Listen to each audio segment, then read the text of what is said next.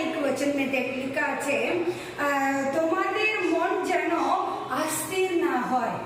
আমাদের মনটা এক জায়গায় থাকতে চায় না, অনেক রকমের চিন্তা নিয়ে আমাদের মনটা অস্থির না হয়। প্রভু বলছেন তোমার মনটা যেন অস্থির থাকে, কোনো চিন্তা নেই। আমাদের বাচ্চাটাকে নিয়ে চিন্তা, ফিউচারের চিন্তা, আমি কেমন কাজ করব, আমি কি করে খাবো, এইগুলো সব নিয়ে আমাদের মনটা যেন অস্থির না হয়ে পড়ে যায়। প্রভু বলছে তুমি আমার উপর বিশ্বাস রাখো, ভরসা রাখো, প্রভু সব ঠিক করে দেবেন। বন্ধুরা, আজকে আমরা চেষ্টা করব যেন আমাদের মন যেন অস্থির না হয়ে যায়। প্রভু উপর